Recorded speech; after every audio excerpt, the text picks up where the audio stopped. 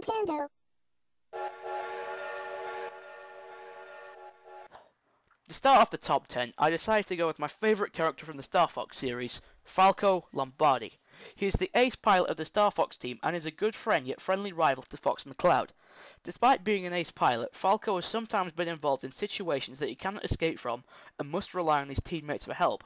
Falco often joins and leaves the team at various points throughout the games for various reasons due to him having a dislike for authority. This is also shown through his tendencies to not follow advice and that he likes to be the one to perform a last-minute rescue and save the day. He has also provided a major role in the Lilac Wars and the defeat of the Venomian army. His actions in the Lilac Wars include defeating his rival Leonid Vachina, providing information that assisted in the defeat of Bakun, and he found a teleportation device in Sector X that allowed the team to travel to Sector Z. After the Lilac Wars, Falco showed his impulsive nature by acting on a distress signal from Cap Monroe without the approval of his team. He also disappeared after the events of the Titania Research Base incident, and later suddenly reappeared in Star Fox Adventures to save Fox from newly resurrected Andros. The main reason why I like Falco is because of his character flaws. It's what makes him so interesting, and his last-minute rescue in Star Fox Adventures. When the next Star Fox game comes out, you know I'll be buying it. Nintendo. Let's just return now to Animal Crossing and remind ourselves of how long it's been since we saw a character from this series appear on my list. Now it's time to pick one of the most well-known characters from Animal Crossing, Mr. Resetti. No, not really. I've actually picked KK Slider for the number 9 spot. Who's he, you ask?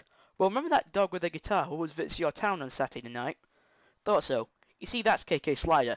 KK Slider is a very stereotypical laid-back personality and fits the musician stereotype of going against the norm, as he rebels against putting a price on his music, allowing the player to obtain his songs for free.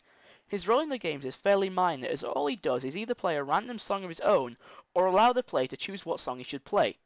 If the player allows him to play one of his own songs, he will give the song to the player, allowing them to play it on a music system in their house.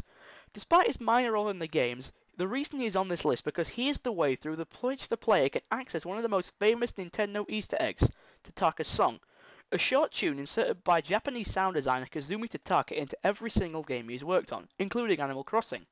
KK Slider also states in the original Animal Crossing that his real name is Tota KK. This is taken from the fact that in Japan, last names are written first, so Kazumi Tataka will become Tataka Kazumi. This can be shortened to Tataka K or Tota KK. To access Tataka's song, simply walk up to KK Slider and ask to hear KK's song. This will cause him to be surprised and he will play the song nonetheless, and surprise surprise, KK's song is actually Tataka's song. You know, I'm really surprised I found so much to say about him. Nintendo. Time for one of the creepiest bosses in Metroid history, the cold-hearted artificial intelligence that is Mother Brain. Mother Brain is the main antagonist of 3 Metroid games and is responsible for the events of Metroid Other M. After turning on the Chozo, the race that raised Samus and created her, Mother Brain sees potential in the space pirates and intended to bring true order to the universe by resetting everything back to zero. Like her name suggests, Mother Brain resembles a human brain with spines protruding from the top. She has one singular eye with an iris that changes colour in every game she appears in, but in her most famous incarnation in Super Metroid, she gains a large dinosaur-like body that appears to be based off Chozo technology. After the events of Super Metroid, it appears that Mother Brain has been destroyed for good and will never return. However, we are made to think that with bosses such as Nightmare and Meta Ridley, so Mother Brain can return in the future. I seriously hope she does.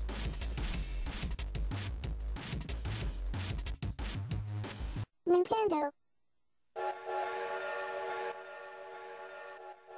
Now for the only Mario character who is yet to appear in a main series platformer, Luigi's rival Waluigi. Waluigi is one of the only characters in the Mario series to ever make their debut in a sports spin-off, and as such has no confirmed background except for his fierce rivalry with Luigi. Waluigi's only main concept of the game he's appeared in seems to be solely based on the fact that Luigi needed a rival and for the concept of comic relief. Waluigi is known to be very crafty and attempts to cheat in every sports spin-off he has appeared in, however his attempts rarely succeed and nearly always fail, creating other excuses for comic relief. Despite common belief that Waluigi is Wario's brother, his trophy information in the Super Smash Bros. Series says that this is unconfirmed. Wario and Waluigi seem to work together, implying that they are friends of some sort, yet don't really seem to get along that well. An example would be when they both blame each other for their defeat in Mario and Sonic at the Olympic Winter Games. Waluigi also seems to be motivated by the same things as Wario, riches and the glory of being the best. However, Waluigi is one of the many overlooked characters in the Mario series and never really gets the respect he deserves, probably due to his own original concept. I seriously want Nintendo to place Waluigi in a main series platformer or give him his own game sometime in the future. Super Wario Bros, anyone? Nintendo.